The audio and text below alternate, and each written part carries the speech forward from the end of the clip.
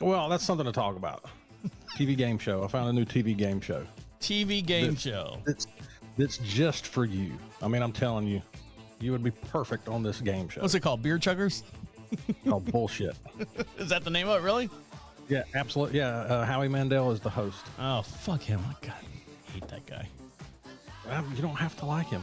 I don't like him. But this show offers their winners $1 million. But just the concept of the show, you'd be perfect at. Oh, great. Making up stuff? Did I nail it? Yeah. Yeah, nailed it. Called it. Yeah. That's not annoying. Just if that distracts you. That's not annoying at all. All right, you ready? Yeah, let's do it. I'm looking at myself here. Yeah. And I seriously look like I have been rode hard and put up wet. Put away wet. It's the same damn thing. It's a horse reference, though. I know. And it's put away wet. Okay. Put away. Here we go. Are you just trying to navigate adulthood in a world that still expects you to have it all figured out? Can you hear it? Welcome to This Is 50 with your hosts, Travis Holmes and Shayne McManus. Shayne! You hear the show that time? Mm-hmm. All right, just checking. Yes. How are you? I so look forward to listening to Elizabeth every day. Hey, we had to pay her a lot of money to get her to voice over the opening of the show. Well, I was going to ask you, did you pay her in money, or did she just ask you for like a dick pic or something? No, she's a close friend of one of my relatives, and she really enjoys all the other stuff I do. So I was like, hey, do you mind can I just sample your voice for a little bit? And she's like, oh, yes, sure, why not? Yes, Travis, I'd be more than happy to do that for you. So Hold on a minute, honey. Let me hit record. Go ahead. So I had my doctor's appointment the other day. How many doctor's appointments are you going to go to? Well, I only have one. Are these specialists or? No, I went to one specialist about my back, and he was Are you transitioning? No, not yet. But this was just a follow-up because they've changed my medication for my high blood pressure. They doubled my dose, and they wanted to make sure that my blood pressure was coming down. And I said, yes, it's coming down, damn it. No, I'm kidding. But no, I did. You know how sometimes they send the regular nurse in there, and then the doctor will come in later? So the regular nurse comes in, and she takes, asks me the questions. How do you feel about suicide? Do you feel depressed and all this other stuff? And I'm like, all right, I'm fine. And then she has this. How do you feel about suicide? Like for yourself or somebody else? Yeah. Do I feel like that dude? I wish he'd kill himself. No, I mean, they asked me a depression. It's a depression schedule. It's like 10 questions or something like that. And and so they're all doing it. It's a suicide screening. Yeah. And they feel like you're going to hurt yourself, then they're going to help you along. Right. Or they won't prescribe certain medication. So the lady comes in and she's got one of those little rolly things that usually has like an IV bag on it, but it's got the heart blood pressure medicine thing or the blood pressure gauge thing on it. Uh-huh. And she's like, does it matter which arm I do, whether it be the right or left arm? And I go, well, what's better? Well, the left one is more accurate, but we'll just do the right one since I'm closest to you on that side. I'm like going, okay, already lazy. I mean, we're talking about my blood pressure here. So she puts the machine on, she hits the button and sits down, and she's scribbling on her notepad, and I'm watching the machine. My blood pressure on this little machine, where she said, doesn't matter, said 166 over 110. It does matter. Well, not really. 166 over 110, that's high. That's really high. Mm-hmm. So she's like, oh, my God, and then she starts giggling, and there's this new term that they use, and it drives me insane because it just sounds like a cop-out. It sounds like a cliche. Oh, well, some people have a lot of a white coat fear or white coat anxiety, I think is what she put it.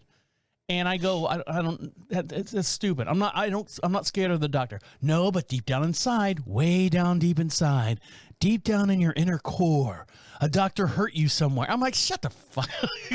No, I'm kidding. But I mean, that's the way she was saying. She's like, oh, well, everyone has white coat anxiety. I go, I don't. It doesn't bother me one bit. I don't mind coming here. I rather, you stick 15 fingers and, 17 different orifices to make sure I'm okay. It doesn't bother me at all.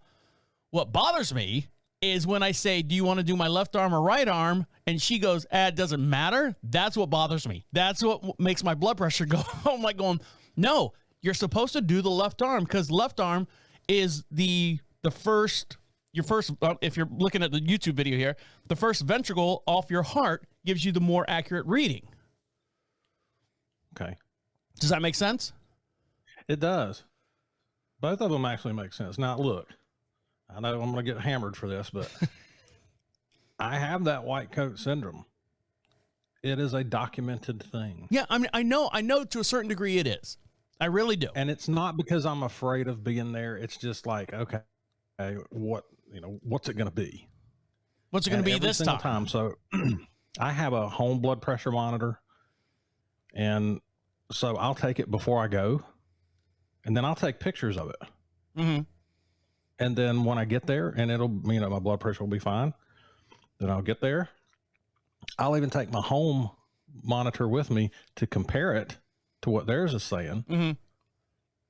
And, is yours accurate compared to what they've got? Or, I mean, yeah. So I've had it, not had it tested, but compared it to others that are supposed to be very accurate. And yeah, I mean, just for some reason, just being in a doctor's office always makes it go up. It's not stupid high, but Well, not only that, Shane, the doctor that I go to is where I used to live in North Charlotte. And now I live on the east side of Charlotte. So it is literally an hour and 10 minutes for me to drive there from my house to Cornelius, if you know where that's at. I did, yeah. Well, that's a long drive. That is a long drive. So, I'm sure that compared to the long driving and white coat syndrome, yeah, my blood pressure would be high. So then the nurse lady goes, well, don't worry. Dr. Hamlin will come in and she'll do it with the actual and get the right setting. And I'm like, all right. So she leaves. I'm sitting in there. I'm sitting in there for 15 minutes. And I'm waiting. Now, this is a nurse that's kind of attractive. I got a new nurse now. This is the second time I've seen her. Oh, I got attractive nurses, attractive doctors. Yeah, that's what I meant. This is my new doctor. She's cute. She's attractive. She's probably late 20s, maybe just turning 30. Yeah, I mean, yeah, she's cute. She's not hot. She's cute. She's average, cute, okay. Hot for a doctor. Okay. Like she's obtainable. Yeah. Let's put it that way. She's obtainable. Oh, okay. She's not out of our league. Yeah, I've got one like that. I mean, I don't see her anymore, but the last doctor that we had, she was looked like she, was just getting started, gotten all of her school done and just getting established as a doctor. But, yeah, she was cute. Well, I'm glad you said that, she was just getting started because the doctor, my new doctor, she was asking me all these different questions. We're chatting back and forth. And I'm like going, I've got herniated disc in my back. Could that cause high blood pressure? Could this happen? And she's like, yeah, this and that. And then it got to the point where she's like, all right, we'll take your blood pressure now. So she takes my arm, my left arm now, the correct one, the one you're supposed to do, and sticks it up underneath her arm. And like, I'm like, oh, you're getting some side boob. I did get a little side boob, I was like, ooh. Underwire bra much? Digging in. Yeah, might need to change that. You want to talk about high blood pressure? Let's talk about high blood pressure now. So yeah, I mean, that's the same thing as getting your hair cut, from a hot haircut or whatever they're called. Barber, hairstylist. Yeah, John, man, I'm telling you, his side boob is real. It is real. So she's got me in a an arm lock underneath her arm and got a little side boob. And she does the and she's sitting there and she gets it all. She's like, well, I've got a 142/97. And I go, okay, well, that's 20 degrees different than the little R2D2 lady on the right-hand side of my body wanted to do it. And I said, no, that's not right. Oh, well, they're not really that accurate. And I go, then why even have this fucking thing in the office? The little robot guy. So she sat down and she goes, well, do you have one of these at home? I go, yeah. And the one I have at home actually syncs up with my phone. So anytime I do my blood pressure at home, it sends a message to my phone and I'm able to keep track of it. I'm like, look, here, And I'm showing her, and she's like going, oh, those are really good at home. Now, they're still high. Like, the highest I had at home was like 137 over like 90 or something like that. And it's still not perfect. And this is her, and you were talking about being new to the office and getting her thing getting started. She goes, I'm okay with those numbers. I'm okay with those numbers. I'm like, okay. Should I?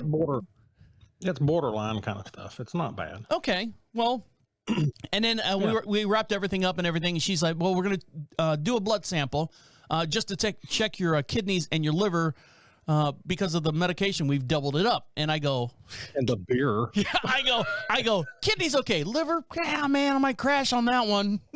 Yeah. That one's going to go right into the, holy Jesus. Well, I'm curious. I mean, you haven't got any of those results back yet. Oh, I get the results back, but I don't read them. I let my wife read them. They send them, an email. Oh, well, what did she say then? She's out of town. She's up in New York. Well, pull them up. Let's see. I want to see them. No, see the liver numbers. Yeah. What's good or what's bad? I don't know. I know because I'm practically a doctor now for all the crap that I got to do over here, but I won't tell you. You just watch my facial expression.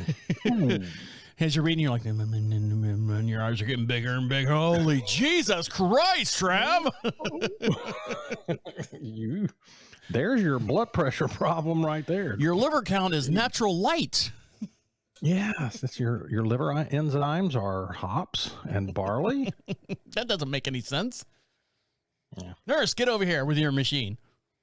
Yeah.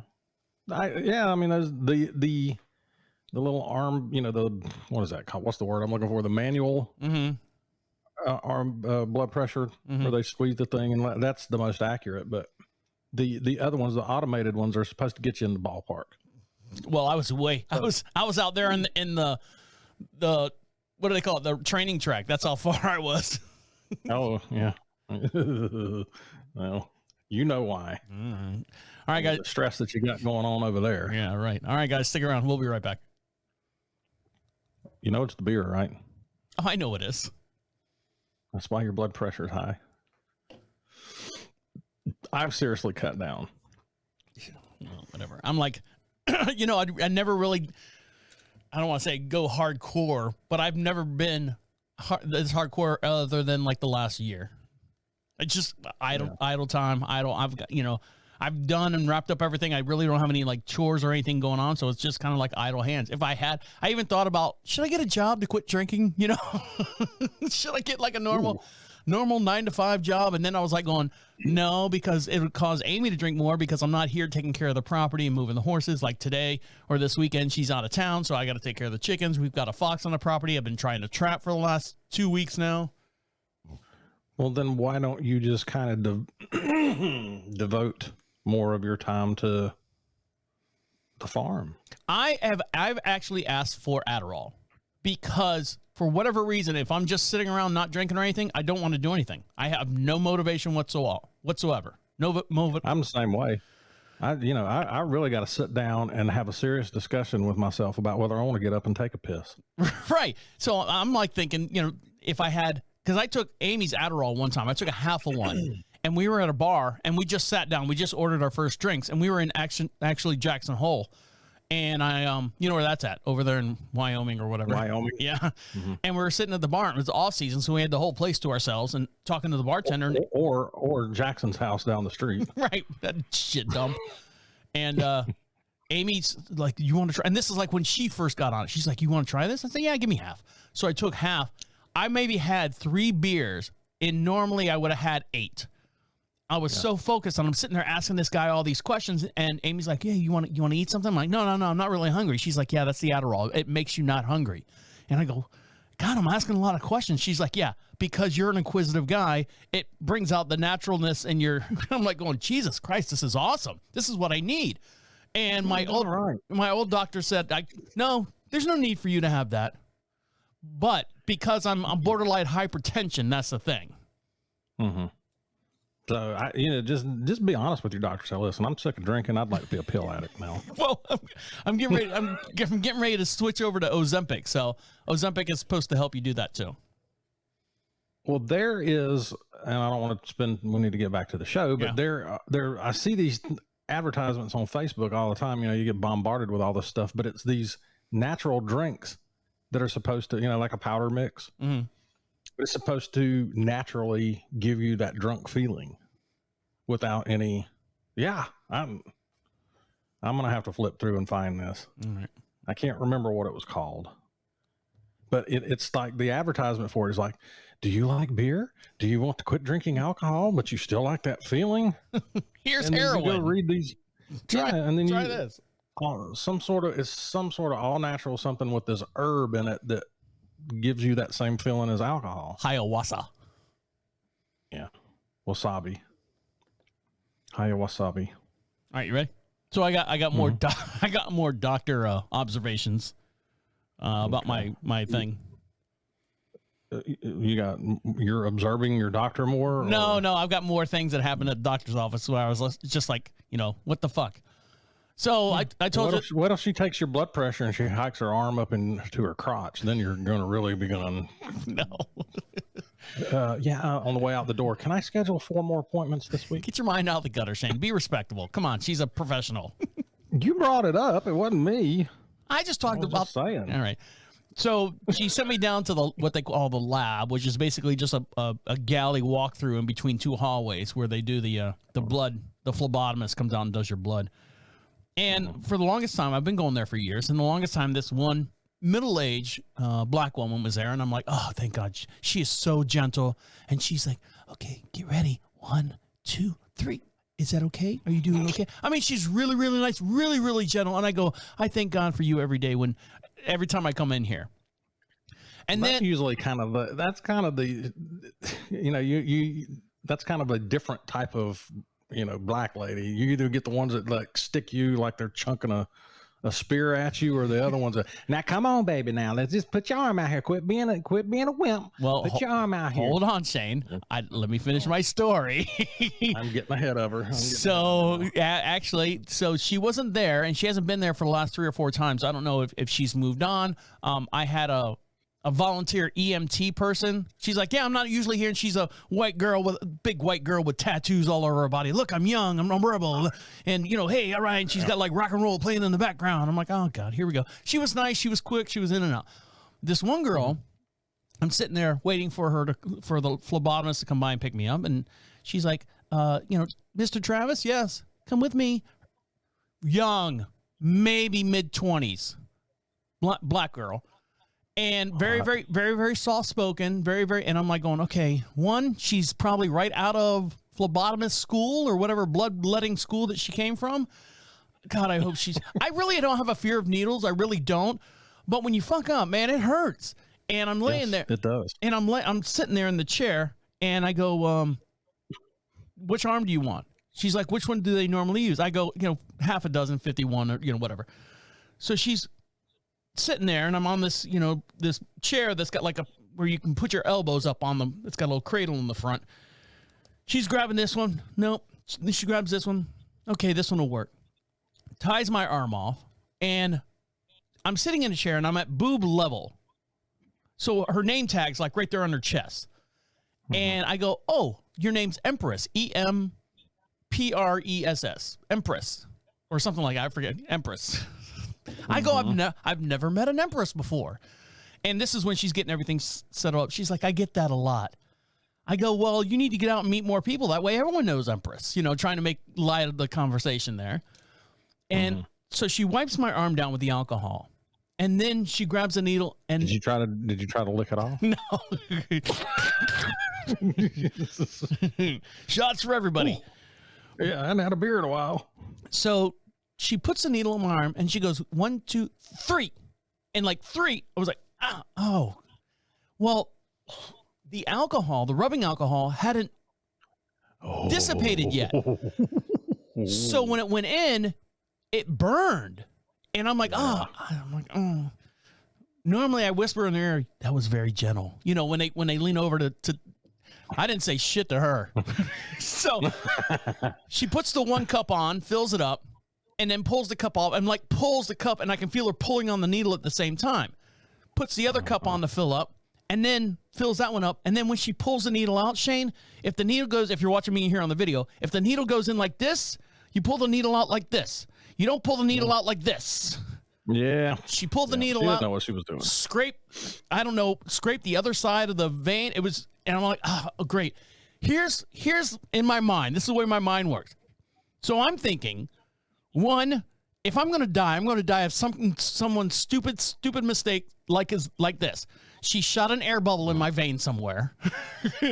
Or she scratched the other side of my vein and I'm bleeding from the inside out. Or the tests are going to be messed up because there's rubbing alcohol mixed in with the blood sample. It's going to throw all my numbers off. And so I'm driving home and I'm like, and then she puts the cotton thing on. She's like, hold this. I'm like, hold this. I'm not holding this. This is your job. You hold it. She wraps my arm up and then I go on about my way. You bitching at her like you do the self-checkout at Walmart. Yeah. I ain't doing your job for you. Yeah. So I'm getting in the car and I'm like doing this to make sure, and I'm moving my fingers to make sure I've got all the, it hurt. It burned. Fucking bitch. Yes, so look, some of them are better than others, but you're not air bubble. First of all, there's no plunger in there, so she's not going to shoot an air bubble into your, I don't know how that works, Shayne. into your vein. Well, I'm explaining it to you. All right.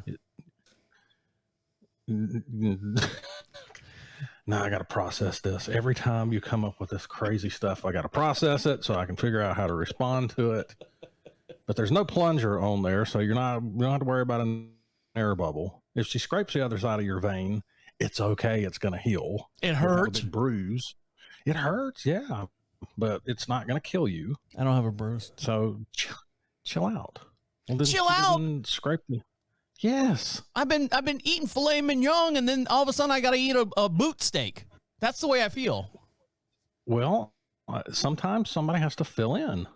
You just gotta go with it. Well, don't make me don't make me an example as far as a young phlebotomist. And I'm thinking like what do they call a nurse that kills people out of hospice? No, not hospice nurse. No, a nurse that kills people. A sorry ass nurse. That's what they are. No, I mean, there's a name, a title that they give nurses, like not Nurse Ratched, but they call her nurse, I don't know, angel of death type thing. Some of them have an angel of death concept or a complex. A nurse can kill you and make it look. That's what I'm saying. Normal. That's what I'm saying. And they're dangerous. That's going through my mind. What if this young girl, broke up with her boyfriend, Tyrone, who was, 3 years ago or something like that or whatever. They've been dating for 3 years. And then she's like, I'm going to take it out on this honky, and then pulls her right on my arm. And I'm like, hey, see you later, honky, and we'll see you in the news. Well, first of all, settle down. Because like I said, so all stressed. she's doing is drawing blood. She's not administering medication. She's just taking some blood out of a vein. She's not jacking around with an artery. Now, if she's in there doing like an arterial blood gas or something, mm-hmm. see, here I am, should be a doctor. You should be a doctor. Then you got to worry. Those hurt. They're deep. They're going into like an artery. And they're getting like fresh blood just starting to circulate into your system where everything's still, as your blood moves around your system, it depletes stuff and then it has to go back and pick up more crap. And you know what I'm saying? Yes. Is that how blood works, Shayne? Thank you very much. Yes, actually, that's the quick definition of it. But she's not doing anything that's going to mess with you. I could paranoid. I can't get a blood clot or anything from her scraping the other side and causing a blood clot or something. All right. See, you don't have an answer. Okay, you want a blood clot so the vein will stop bleeding. Well, I mean, what do you think? Okay, so she puts the needle in the vein perfectly. She puts the needle in my arm. She puts the needle in your vein perfectly. She draws it out, then she pulls it out perfectly. It's totally painless. You still have a hole in your vein, so there's a place for your blood to leak out. It's got to heal, so you want a blood clot. Golly, man. What if that blood clot breaks off and travels into my brain? Okay. I think I've got a couple blood clots in my brain now. That's what I was going to say. I think the oxygen's getting cut off. What were you saying, Shane? It's time for you to get a colonoscopy? Yes. Are you? Well, it's probably time for me to get one. Like, I don't know. They dropped the age to 45 or something, didn't they? I don't know if they dropped the age to 45 or upped it to 55 or something stupid like that. I don't know. I've read articles that says that technically you don't need to because they miss shit half the time anyways or something like that. And I don't know. But here, God damn it. Here's the issue. Hold on. Here's the issue that I have. So 2 years ago, my original nurse practitioner, fake doctor, said that, it's time for you to get your colonoscopy. All right, fine, no problem. We'll have you, she puts in the referral, and the colonoscopy people are supposed to call me to set up an appointment. So they call and they say, we really don't have any openings for 3 months. We'll call you back in 3 months. All right, no problem. Calls me back 3 months. We still don't have any openings for you. Would you like to be put on a waiting list or if someone cancels? Sure, no problem. This goes on for a year and a half. Mm-hmm. And then, so I've got this new nurse, hottie nurse, and I say to her, she's like, have you had your colonoscopy yet? I go, well, hottie doc. Mm-hmm. I have not. And she's like, oh, really? How come? I go, every time they call, they've got no availability, no, nothing this, no, not. Well, she's like, yeah, where do you live at? And I told her where we live at. And she's like, oh my God. She's like, yeah, the one that's close to us here in the Cornelius area, they're really packed. They're really, really bad about calling people and stuff. Would you like to go anywhere else? And I go, yeah, I'll go wherever you want. She's like, okay, well, over in Concord, which is 45 minutes the other direction, they're really good. We like them over there. So I'll send you over there. Cool. No problem. Still no phone call. Still no set up an appointment. So where I'm getting at it's coming up now on 2 years that they told me that I was supposed to have this done at age 47 or 49 or 48 or whatever that you said they raised the age to. I'm, now 50 and a half years old. So do I have suit if something happens to me because they can't get me in to do a regular routine? I say yes. I do. No, you don't. Why? I mean, you know what happened to my wife and the botched surgery that she had. Right. And there's no lawyers that will touch it. North Carolina has some kind of crazy laws in effect that protect doctors, and you just hardly can't sue them anymore. Well, I understand the doctor part. Like if they mess up and they remove your left arm instead of your right arm, they give you $1 million and say, okay, go on, go get yourself, another arm. But this is a preventative thing that I'm scheduled for, and they keep pushing. Like if they were to postpone your wife's surgery, for 6 months, another 6 months, and then she dies of whatever the surgery that she was supposed to have, same thing. What if I have something now? Granted, colon cancer or all that stuff does not run deep in my family at all. Pardon the pun on that one, but it doesn't. High blood pressures and diabetes does, but the butt stuff, no, not so much. So, but what if something is growing inside of me that they could have prevented 2 years earlier, but they couldn't get me in on my appointment? That's all I'm saying. That's all I'm going to talk about that, but that's all I'm saying. Well, why don't you talk to somebody in the Canadian healthcare system and see what they say? They can't. They won't say. People are just. I know what you're thinking, but there's people without insurance. There's people that just never get the stuff done at all. They don't either. So, do all the homeless people have a lawsuit because they weren't able to get in and get a colonoscopy somewhere? Well, they have to take the first step. They have to go into the doctor's office. And they have to, pay for their doctor's exam and do all that stuff. And then from there, yes. If they don't go, if they say, okay, Mr. Smith, homeless Smith Joe on the on the street here, here's all the stuff that we want you to do, and we'll call you to set up an appointment. Now, if you set up the appointment and Joe, homeless Smith, doesn't go to the appointment, that's his own fault. Well, Let me know how your lawsuit goes. Well, that's why I'm getting it on the air, because of our thousands and thousands of listeners out there. I know someone out there knows or understands or is in that field to where, hey, this needs to happen for this guy, Travis, before his butt falls off. Or why don't you just get you one of those snake cams off of Amazon and do it yourself? Have Amy go in there. Yeah. She don't know what she's looking for. Ooh, we'll do it on the air. We'll do it on the show. Hook a camera up to the camera? Yeah. No. We'll just have a live feed going. That'd be disgusting. Now you want to talk about picking up listeners. Or dropping them. No, picking them up. Man, yeah, it might be bad if you don't do a colon cleanse first, but all those wannabe doctors. I mean, come on. Mm-hmm. People lose their virginity. People pay to watch people lose their virginity. What websites are you on?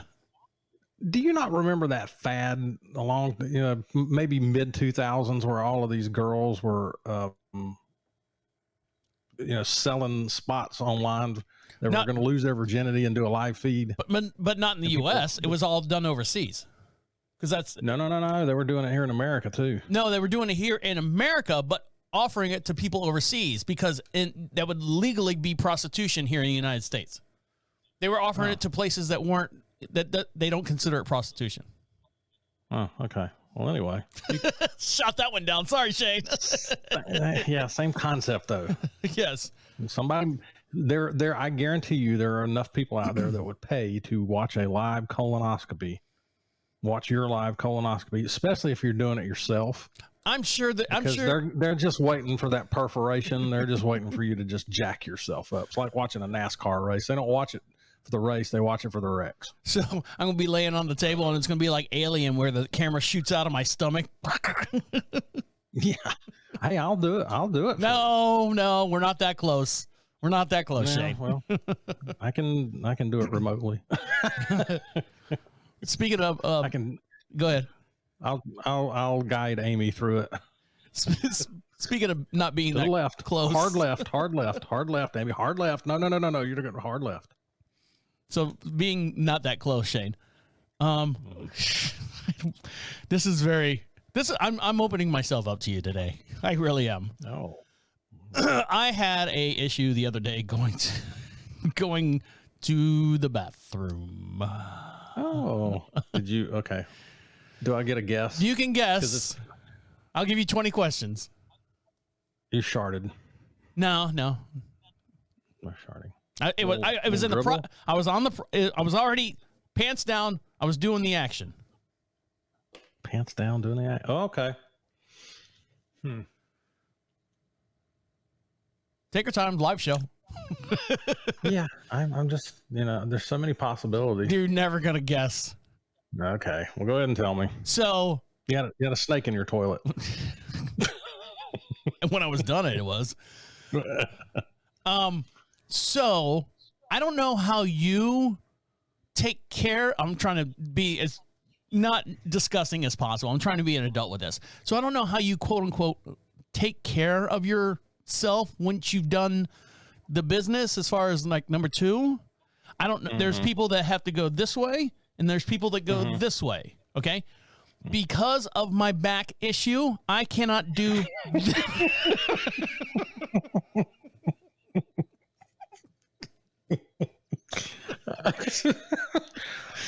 Okay, go ahead. I cannot do this way. Yeah. And be successful. Okay. Okay. Do you understand what I'm saying? Yeah. So I have to go this way. If you're watching this on the video here, I have to go this way. And I stop before I do a quick check. I don't go a full, in the home plate type slide.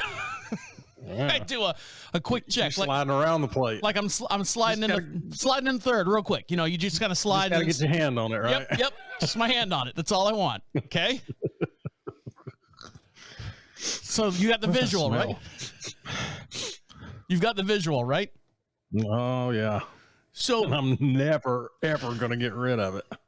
So the problem that I have is because I cannot, I'm standing up here. I cannot, I can't do that and get my hand on it as well. Okay. So I physically have to put my hand and almost sit on my hand. Are you looking for a solution? No, what I'm saying is the issue that I had was, I don't know how you wrap up the paper. I do it like Sheryl Crow, just one little Square at a time. panel at a time. Yeah, one little panel at a time. So I pull off maybe 6 squares. Okay. Just to protect myself, from the unknowing. Yeah. The issue that I ran into was when I slid in the third, the quick little slide from in the third base, and I pulled my hand back. The paper stuck and unraveled in my hand. Oh, that's not good. So I'm sitting here with the ticker tape hanging out of my butt, down into the toilet. And I'm sitting here like a freaking piñata, that's got a piñata tail hanging off me, little streamer. We're getting close to the show, man. Over. So I'm sitting here in a panic going, all right, now how do I deal with this issue? See, you're just like those people with those little T-Rex arms that can't read. Hey, I got so get your fly swatter. I got my fly swatter right here. My studio swatter. Okay, pick it up. Extend it all the way out. It's all the way out. Okay. Now, wrap some toilet paper around the end of that. Okay. That I don't get enough pressure though. I don't get a clean swipe. Then you need a bidet. Just install a bidet. I think I do. That's your solution right there. I think you can. I think I do. I think I'm going to get one. But see, the thing is, that's my toilet. That's my, Amy's got hers. Hers is in the main hallway that she uses. Mine's the toilet or the water closet in the main bathroom. I got my own door and everything, but I'm still in the bathroom area. Get yourself a bidet. Get it all hooked up. Get it going. She's gonna make fun of you. She's gonna harass you about it. You're gonna love it, and you're gonna go for months. And then what's gonna happen one day is she's gonna sneak off in there, and she's gonna use this thing, and then she's gonna be enlightened. And then she's gonna have to figure out because yeah. And she's going to want one too, but then she's got to figure out, well, how do I say to him that I want one without him knowing that I came in here and plopped my butt down on his toilet? Oh, she uses mine all the time. She uses mine all the time. Well, in the middle of the night, she uses it. There you go. So she'll sneak off in there one day and, so I had to get herself cleaned off. She's going to love it. So that'll be it. I had to double up and try the slide in the third again and clear the bases, I guess. I don't know what to tell you about that. I don't have problems. I got gorilla arms. You got long arms. I can wipe my neighbor's ass from where I'm sitting. But the problem is it's my back. It doesn't allow me to bend and get to that position. So that's all. Well, like I said, just a bidet or wrap some toilet paper around that fly swatter. Or just don't wipe. There are people that don't wipe. Yeah, they're disgusting. Well, yeah. They also have an itchy ass. As a kid, I never understood why the toilet paper was always off to the side. I would always think it would be right behind the toilet, and you would do this number and pull it through, in between your legs, and then roll it up and then throw it in the toilet. Well, then now you're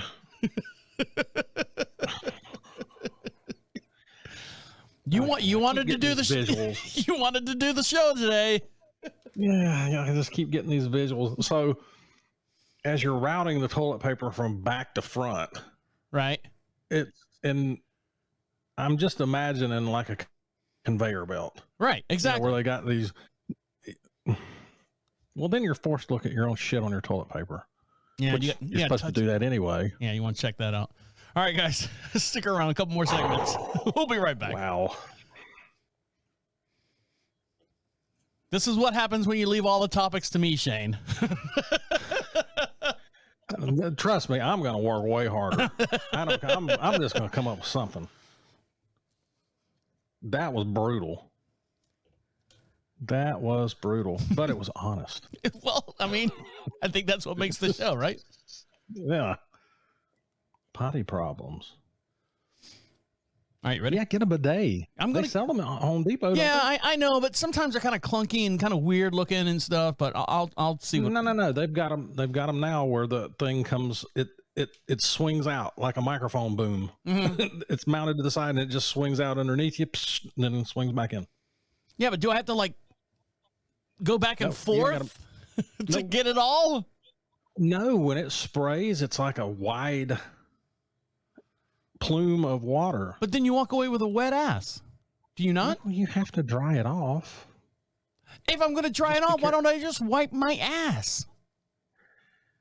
I'm just trying to help you out. I know. I'll try. I'll try it. Would you, well, I'll put it to you this way. Would you rather, when you're wiping your ass, just be trying to wipe and dry a clean ass or a dirty ass? I'd rather just get in the shower and just hose it off. Well, there you go. All right. You ready? Problem solved. You ready? Do it. Golly, look at my forehead. Man, I cut my hair too short. You cut your hair? I do. Mm. See, look at whatever this is right here. Mm-hmm. It's just a cowlick. Golly, who do you know that has a hairline like that? I don't know. It's weird. It almost looks like a globe, like a map of all the islands and stuff. It looks like a hook echo on a radar from a tornado. I got to get that checked out, man. That's weird. So, something that hit close to home this past week, was the, now, I was born and raised in Orlando, Florida. Mm. And, I told you I would DJ in nightclubs and stuff, and I would go always when I got out of work, DJing in nightclubs and like straight bars. I'm talking like, and all these raves and type clubs like that. I would go and get off work and relax and go to gay bars to sit there and just relax, enjoy the atmosphere. There's no pressure to be anyone or to do anything or anything like that. Right. So, and on a serious note, I think I knew you when the Pulse nightclub shooting happened. Yes. Okay, and for those of you, we talked about that. Yeah. So, because you were like, I was there. Yeah. That's what I was getting at. One of the DJs that was working at the club, I knew very well. And he was there the night that all that went down. And to this day, every time I see the Pulse nightclub shooting, now granted, I feel bad for all the people that lost their lives and all that stuff, but I'm sure this is not, what is it, survivor's remorse or something like that. If I wouldn't have met Amy, and I wouldn't have taken, path A and, all this stuff, I would have guaranteed you, I would have been there that night. Did the DJ that you knew, did he survive? He survived, and actually he helped get people out of the club when the firing was, where the shooting would happen. I think you would have been all right. You'd have probably just been in the bathroom trying to clean your ass. You'd have avoided all of the bullets. No. What's going on out there? But I mean, I think about the Pulse nightclub shooting outside of, what actually happened. I'm not trying to make it all about me, but I'm like, I think if I would have taken different choices in life and continued doing what I was doing at the time, before I decided to take a career change, I would have been at that club, whether working or relaxing at that club. And sure. I could have been, one of those, could have been. Well, you can run across situations like that all the time. You remember the Oklahoma City bombing? Yes. The Murrah Federal Building? It was probably a year later, but that's where my wife and we had to go there to get our marriage license in that actual building.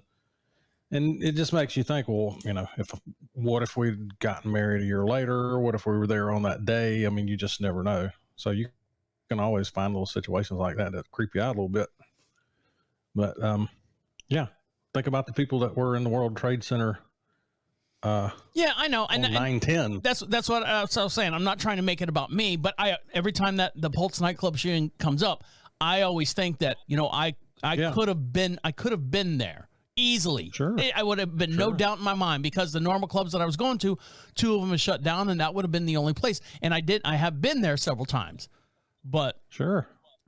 So thank God you weren't, Travis, or we wouldn't be here right now. We would not be here. Thank God. Talking about me shitting my pants. Yeah.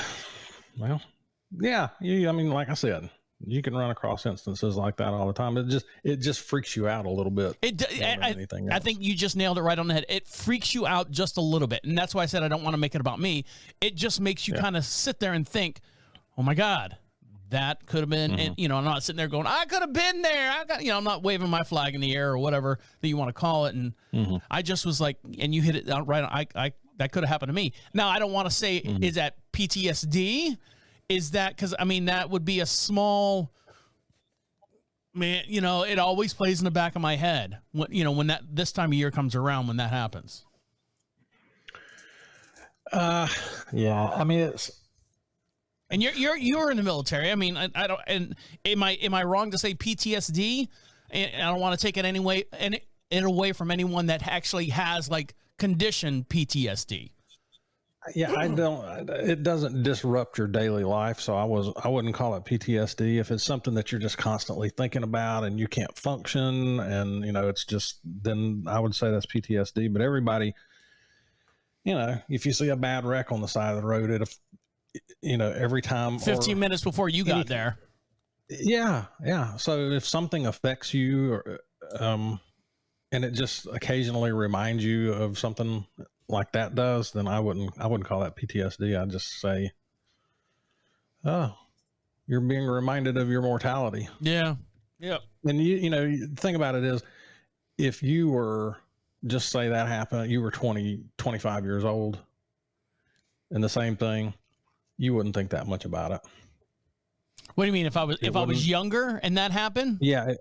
Well, if you were younger now, if you were younger when that happened, and then you were still younger, let's just say you were 25 and it happened 2 years ago. Mm-hmm. Your 25-year-old mind wouldn't think about it that way. Yeah, you're right on that. You're correct on that. Yes. Because the older you get, the more you question your mortality, and that's why I was talking about this girl who's taking my blood. I was like sitting there going, "This is it. This is where I die. This is where I die. She's going to put a blood clot in my veins. I'm going to end up dead on the news mysteriously. Travis from This Is 50 podcast has died," and I'm laying there with a bush light in my hand and bleeding out my nose for some reason. I don't know. I might find bleach in your blood or something. Who knows? See? Yeah. Don't say shit like that. That's the kind of shit I think about. Okay. Well, first of all, she's going to go to jail.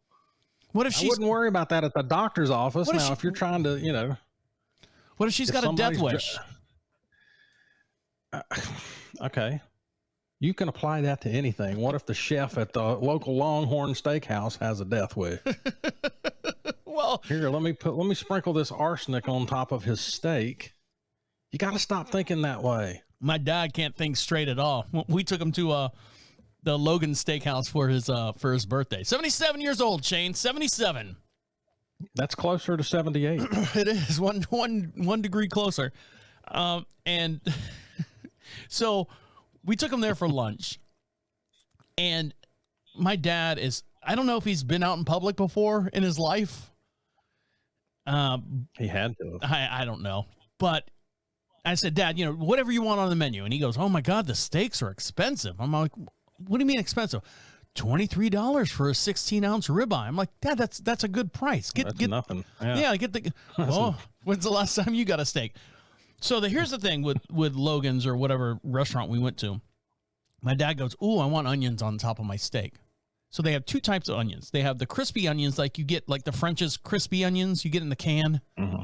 Or they call those the brewskis or something like brewski onions. Or they have something called the brewski onions, where I guess they take beer and they basically put the onions in it and just batter them and then throw them on top of your steak. So the lady, the waitress comes over. My dad orders a steak. How would you like your steak, sir? Medium. All right. I'm like, all right, Dad. Medium. And I said, Dad, don't you want because he was going on and on while we were sitting there trying to pick out what we want to eat. Dad, do you want those brewski onions you want on your steak? And my dad looks at the lady, and he's got these, Hubble telescope glasses on because he can't see. And he goes, yeah, I want those onions on my steak. And the lady was like, well, what onions do you want? You want the brewski onions or the crispy onions? My dad's answer, yes. Oh God, here we go. Here we go. No, Dad, no. There's two types of onions: the crispy onions and then the brewski onions. And the waitress goes, and he's like, "What?" And the waitress goes, "Here's where this is what fucking threw him in a tailspin. I could take the crispy onions." She had a little Southern girl. I could take the crispy onions and I can make them brewski onions. All I'll do is just put them in a little beer and a little batter and stuff. I'll throw them right on top. What would you want? And he's like, I don't want that. I don't want them. Waitress isn't paying attention. Okay, so you just want the regular brewski onions. My dad's like, no, forget the onions altogether. Okay, the crispy onions. And I go, Dad, speak up. Tell her what you want. Well, he's like, I did. I said, lady, he doesn't want any onions on his thing. It just so happens. So she goes away, and it just so happens that my wife and I ordered fried onion rings or onion strips or something that they were horrible. We didn't eat half of them. And I'm like, Dad, look, just put these onions that are left, these string whatever onions on your steak. And it's just, it's embarrassing. Here's the thing. I don't want to be that old and be that dumb. I don't mind being old. I just don't want to be that dumb. I've done the same thing. We were at Cracker Barrel, and I mean, there's a bunch of people there, and the waitress comes around, and at Cracker Barrel, you get back. I don't know how they do it now, but you used to be able to get they would ask you, do you want biscuits or cornbread? Mm-hmm. So, they asked me, do you want biscuits or cornbread? And I went, yes. Panic mode. I mean, and everybody just looked at me like I just, come out of the bathroom with toilet paper hanging out of my ass. Stuck to your shoe. So, yeah. And my wife, she's one of the smartest people I have ever run across. But she sometimes has no common sense. Okay. I mean, this woman will so we're in the mall and we're looking around. She's looking for clothes and stuff. And I'm just kind of, standing off in the background, mule waiting to carry things. Collecting dust. Yeah. And she bumps into a coat rack. And she turns around and looks at the coat rack and says, "Excuse me." Maybe she was being facetious, saying "Excuse me." No, Travis. She talked to it like it was a person. Rack. She bumped into the coat rack and turned around and looked at it and said, "Excuse me," like she bumped into a person. Excuse me, I'm sorry. Oh, excuse me, sorry. Yeah. Maybe she'll verify this. Maybe she's got bad peripheral visions. No. Was the coat rack wearing a hat? No. Okay. The coat rack was wearing a coat. Well, yeah, I got that part. I was wearing a bunch of coats. It didn't look like a human being at all, but she said, my point is, sometimes we just get confused. It's not necessarily an old thing. Sometimes we just get confused. I don't get confused at all. I know everything at all times. I know. You know everything at all times. All hot people are after you. For those of you out there in podcast land, Travis is the perfect being. So I strive to be perfect. Well, don't we all? I fall way, way, way, way, way short. I think your definition of perfect is way different than mine. Look, if I can just get my pants on in the morning, I'm happy. Not piss or shit myself, I'm good. Yeah, I mean, I don't even have to color coordinate or any of that stuff. Just as long as I got some clothes on, I'm good. All right. I want to come meet your dad. I want to take him out for dinner. Everybody says they want to meet my dad, and then they meet him, and he's like a wet fish. You know, he's just sitting there. Well, you don't. We'll have to hydrate him. You know how that works. Yes. All right, guys, stick around. We'll be right back. You need to get that spray that sticks to all the little hairs. Yeah. Well, I got a Sharpie downstairs. That is just weird. I've never seen that. I mean, that is the wonkiest hairline on the planet. See my head. Everybody looks at me from here up. Right, that's why you're taller. That's the only reason why you're taller. Yeah, God played a joke on me. Well, maybe those are just blonde. We're gonna make you 6'4", but fuck up your hairline. Yeah. Well, that's only so he can laugh at me. Seeing me from up there. Right. But there's hair there, so maybe they're just blonde or I don't know. I don't have blonde hair. Gray. But look. I have mange. Did you ever have like a head injury or anything? Somewhere where you had to hit in the head with a hammer or something? Or a dog bite? You always see that little kid. No, not that I know of. I'm telling you, what's so funny is in the military, when you go into basic training, you know, especially back in the 70s or when you show up and everybody's got long hair, you know, they still got their hairstyle from, and then everybody starts getting their head shaved. And then there's people that's got like, they look fine with their hair and then they get their hair shaved and they got half their skull missing or a little soft spot. Yeah. This one guy, I mean, he looked like somebody had smacked him in the head with a lead pipe. It was the weirdest indention that he had in his head. Probably why he was in the military. He was in the Air Force, though. You got to have some decent intelligence to get in there. Or just be short. No, this guy, I don't know what happened. I don't know how he got in there. He was an anomaly because he was dumb. Bless his heart, he was dumb. All right, you ready? You know when you say bless your heart, that's kind of like it's a bad. Oops. It's a bad Southern meaning for he's stupid. That boy is dumb. I hear that a lot. Coming at you? Yeah. Oh, bless your heart. Bless your heart, Stephanie. Your man Shane, he's so sweet. Bless his heart. Look at him. Look at him, he's putting all the little blocks in the right holes. Look at him. He couldn't do that yesterday. He dresses himself so well. Shirt's on backwards, but same thing. I'm sure Amy's getting the same thing. Well, you know, bless his heart. He smells, but so he really tries hard to keep his butt clean, but it's hard to do. So bless my dad's heart, by the way. So I know I talk a lot about my dad, but I mean, you know, when you're 50 years old and, you know, one of your parents passes away, you would assume that everything's taken care of. Now, there was a time before my wife and I got married. Now, we've been married for coming up on 9 years. 9 years. Before my wife and I got married, my mom, I would talk to my mom almost every weekend. And this is, 9-10 years ago. And I would talk to her and I would get these stories. Oh, I'm not feeling well. This is, and it was always, woe was me call all the time. Make me feel bad for living up here in North Carolina and being away from her and yada, yada, yada. You're an only child, right? I am an only child. Okay. So one time we went down to Florida for, vacation or something. And I said, let's make a point to stop by my mom and dad's house. So I said, Mom, we're going to stop by for lunch. We need to talk to you. So my mom thought I was going to pop the question to Amy. So she came to the table and I said, Mom, sit down. We're having lunch. We finished lunch. I said, Mom, we need to talk to you. So my mom goes, hold on one sec. She gets up, walks away, comes back with an envelope. She's got $500 in it and throws it on the table. She's like, I've been waiting for this. I've been waiting for this day. I go, what's this? She's like, it's $500 for your wedding. I go, no, sorry, not there yet. Go ahead. Take this back. I said, Mom, do you have everything lined up?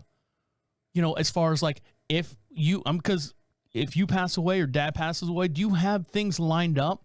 like set up, like funeral plots picked out? Do you have like your insurance? Do you have all the bills and all that stuff? Do you have all this stuff set up? Because the way you're talking to me every day at home, you're depressing the shit out of me. You're talking like you're going to die within a week's time. I said, I can't live like that, Mom. I'm trying to do my own life. I'm trying to, create my own life here with Amy. I don't need you, mother of an only child. And I understand that, we can get into, psychotherapy on that. But I don't need that burden of worrying about you the whole entire time I'm alive and trying to create a life up here. She's like, yes, everything's fine. I said, knock it off. I said, knock off the woe is me and all that conversation. We can talk about our day. We can talk about other stuff. I don't want to hear the woe is me anymore. I said, you've got dad for that. I hate to say it, but you've got dad for the woe is me. Well, he doesn't listen to me. Well, I'm sorry. That's the man you chose to marry. That's who you're going to pick out the woe is me with. So fast forward to my mom passes away a year and a half ago now. Had nothing set up at all. After that conversation we had 9-10 years ago, had nothing set up at all. No funeral arrangements, no plots picked out, no information or instructions of what to do with her body if and when she passes away. So with that being said, she passed away. My dad had no idea what to do. I said, Dad, you can do a funeral or you can cremate her. Well, no one in the family has been cremated. I said, okay, go find a funeral and find a place to bury her. Came across how much it costs, said, your mom's going to be cremated. Mm-hmm. And I said, that's fine. You can carry her with you wherever you want. Sell the house, pay all the bills off, do all that stuff. So as you know, this is why my dad is now living with me. If my mom would have had everything set up, he would not be in the situation that I am in right now. Mm-hmm. Make sense? Yeah. So a lot of people are like that. They don't plan ahead. Well, I can understand if something drastically happened, like, hit by a car or some kind of instantaneously death and you were not prepared. Do you have things in place now? Do I? Oh, yeah. Yeah. Yeah. We've had this since the two of us got married. We have a will. We have all that stuff. We have all our life insurances. All the money goes to this account and this account, depending on who passes away first. So yeah, my dad was stuck doing all this stuff by himself, had no idea how to do any of this stuff. Like I said, bless his heart, he has never been thrown into this responsibility in his whole entire life. So I tell you that to tell you this. My dad bought a new dash cam for his car. I know. It sounds simple. I didn't think he drove anywhere. Oh, yeah, he drives. Christ almighty. Okay. He drives. Okay. Scares the shit out of me that he drives, but he drives. Okay. So he bought a dash camera. I'm like, Dad, what do you need a dash camera for? Well, I don't this. You know what it is? He sees these TikTok videos of all these dash cam stuff. He wants to be a TikTok dashboard camera thing. I'm like, Dad, you leave the house, once a week, maybe to go, grocery shopping. You think you're going to be a instant star on the 6 miles or 7 miles it takes you to go to the grocery store? Well, maybe that'll give him something to do. He can just start making dash cam TikTok. The more time he's on the road is more likely that he's going to get into an accident himself. Okay. So I don't need that. But anyways, so he got a new dashboard cam, and I'm sitting there before the show. I'm sitting there hooking it up. You plug the cigarette lighter thing in there, and you plug it to the back of the camera, and you sit there and you set it for wide angle. And then he goes, all right, now I want to see the back of the car. I go, what do you mean the back of the car? He goes, well, it says it shows the video in the front and in the rear. And I go, Dad, it's not behind the car. There's a camera. Have you seen a dashboard camera before, Shane? Mm-hmm. All right. They point front and back. And that's what he read. Points front and back. And I go, Dad, when it says back, it's looking into the car. Well, I want to see behind the car. Then turn your head around and look, Dad. I don't know what to tell you. The camera is set up to, like if you had a passenger riding in your car and they were going to rob you, you record it. Well, that's not what it says on the thing. So wait a minute. Wait. Whoa. What? So he thinks when he says he wants to see the back of the car, does he think the camera somehow gives him a visual of like what the person following him would see? Yes. How in the hell does that work? Outside of putting a camera back there, I don't know, Shane. So he's got this camera that's about as, it's a little. So he's going to have to. Okay, so what he needs to do is put a camera on a selfie stick and mount it to the bumper of the car, right? And then point it back towards the car. He just doesn't understand how stuff works. So the camera he has is about half the size of my phone here, and it's got a camera that physically looks at you right in the face as you're driving. If you've ever seen a dashboard camera, that's what it is. So then he get him. I know what you need to do. Oh, I'm getting excited about this. All right. Get him a drone that'll follow him. One where you don't have to do anything. Oh, They follow your phone. Yeah. And just let that thing follow him around there everywhere he goes. Then he'll be like this out the window half the time. Look at bam. And here you go, Mr. This is how your accident happened. With his front-facing camera, he'll be able to go back and look at what he hit. As you can see, you're sticking your head out the window at the time you smashed into the back of this semi. Well, in Russia, everybody in Russia has a dash cam that drives. Well, because the insurance, the insurance is so high in Russia. One, to have a car in Russia, and two, no one wants to get. There's a whole thing about people. Like, you stop the car and a guy across the street will jump up on your car and like, you hit me. There's a whole lot of fraudulent claims in Russia. That's why. Yeah. Well, I mean, but they've all got them. So he just got to. So, I'm just trying to understand why he would want to see the back of his car. I don't know. He's got a mirror right here. I guess he wants to record behind his car. I don't know. But the thing is, the good thing about the camera, as I'm reading. Here's another problem or issue he has with the camera. It says Bluetooth on it. And I said, okay, Dad, what do you mean Bluetooth? It says Bluetooth on the thing. I want it to project, because he's got one of those cars that's got a TV screen on the dashboard. He goes, I want the video to appear on the dashboard. I said, well, I don't know if that's a thing, Dad. But I don't know. He's got a heads-up display that shows up on the glass. No. On his dashboard, he's got like a navigation thing on his dashboard. It's like a 10-inch screen. It's like a small iPad on his screen, and he can touch it and find out where restaurants are and stuff like that. He was thinking that the dashboard cam would send the video to his dashboard. Well, like it does when you're backing up. Correct. Okay. And I said, Dad, I don't know a whole lot about dashboard cams, but I don't think this works that way. And he goes, it says it on the website. I go, I'm looking at the box. I'm looking at everything. Dad, I don't see anything that says Bluetooth. So we got it all hooked up. And I'm going to shorten the story and we'll wrap it up here. And I said, Dad, show me the website. So he shows me the website and he goes right here. Technical capabilities, and he's highlighting it with his little cursor, like, look, see right here, it says Bluetooth right here, Bluetooth. I said, okay, Dad, okay, got it. It says Bluetooth. There's a couple videos. Watch the videos. I got to go do something real quick. And they're like 11-minute videos. A guy's unboxing it and showing you how to hook it all up. And I come back, I go, well, did he say anything about Bluetooth? He goes, no. He goes, I watched it twice. I go, okay. Show me the description of everything that the thing does. What do you mean? I said, in the thing, it says about this product. And we're going line by line. Okay, it does that. Yep, 4K this, 170 degrees at front, 110 degrees to the back, night vision. I'm just going down, and everything's got a big paragraph. The very last line of this 11-paragraph description of the product says, Bluetooth capability is not yet available on this device. I said, Dad, it's right there. Did you read this? No. I read the top where it says, front back camera, Bluetooth, dashboard. That's all he read. See, now that pisses me off with the company. Don't advertise Bluetooth if the feature is not available yet. You're deceiving people. As soon as I showed him that, he's clicking and highlighting, and he goes to reviews. I'm writing him a review right now.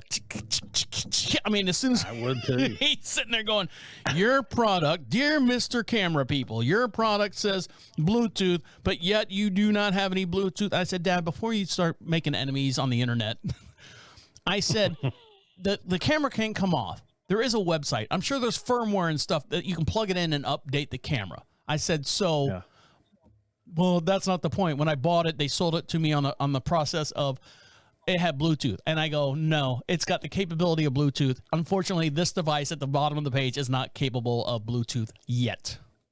End of story. I'm siding with your dad. I'm siding with your dad on this one. It's like, don't sell me something that I can't use. I'm not looking. Your product says it will do this. So I bought your product because it says it will do this. And then I open it up in the packaging and I start digging and it says, well, it can do this, but just it's on the main screen. It's on the main screen before you even bought it. It has all the things. It says 4K. One of the items, 4K. This product gives you 4K screen with 6 glass lenses. These glass lenses are made in Russia. Next line. Charging, and it gives all this different, and you go line by line of each of the items that you want for a camera. The very last line on the thing says Bluetooth. Nope, sorry, does not have Bluetooth capability. He did not read the whole entire thing. But okay, how many people read? I do. Look, it's that same thing as okay, well, you're perfect. You're the exception. Yes, you're perfect. You're the exception. Nobody reads all that stuff. It needs to be in big red letters up there. If he's like buying this on Amazon or something, and he read Bluetooth capability not available at this time. It's like those old things where you get this big old long list of instructions, and draw a circle in the upper left hand corner, and then draw an X down, and then you get through all these little different things, and then the last one says skip 1 through 9 and sign your name. The first one says read all instructions first. Right. I know. I've taken that test and I failed it twice. Yeah. See, it's the same freaking thing. All right. Don't sell me it. If you have a feature that's not available, then let me know right off the bat. Take that from the very bottom and move it to the top. So I'll know the reason it's down at the very bottom is because they want you to buy it anyway. Well, he's written on his letter, his nastygram already. So. Well, good for him. Good for him. Was that Amazon? Oh yeah, that's where he lives and dies by. I hate to say that at his age, he lives and dies by Amazon right now. Well, they ought to put those warnings or they ought to put that stuff on toilet paper, right? They should. That'd be may not be able to reach your ass with this product, but we get close. Yeah. Well, I told you what to do about that. All right. Anything else, Shane, before I let you go? Yeah, I'm just trying to figure out how in the world I'm going to get these visuals out of my head. This episode has kind of scarred me just a little bit. I'm just this. It's things that one segment. It's things we got to talk about and that no one talks about, and I don't mind sharing it with the world out there. Yeah, well, I'm going to need some therapy. We both do.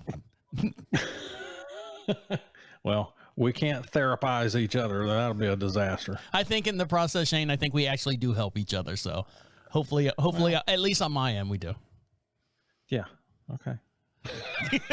Whatever you say, dude. What I'm looking for, Shane, is yes, Trav, you help me too with my therapy. Yes, Travis, I absolutely. It's like I'm on the couch there in the therapist's office. I don't even have to pay for it. I feel that was forced. Just a little bit. All right, Shane. Anything else? Nope. All right, we'll go smoke some meat. It's Father's Day tomorrow. Yep. It's Father's Day tomorrow. Do something nice for your father. I'm making him give him a compliment right now. Give him a compliment. He's alive. Okay. Well, hey. As long as you're alive, there's always hope of reform. All right, Shane. You can turn him into whatever you want him to. All right, Shane. I'll let you go. All right. See you. Bye. See you. Bye. Well, there you have it. Good grief. You need to warn me about some of this stuff. I did it. I give you the list. I know, but it's so vague. It's like, All right, now what? Use asterisks. So I'll know, okay, that one's going to be, I need to prepare myself. No, that's the fun part. No. You have to figure out what's going on. You're a shock jock is what you are. I didn't even talk about ripping my sack.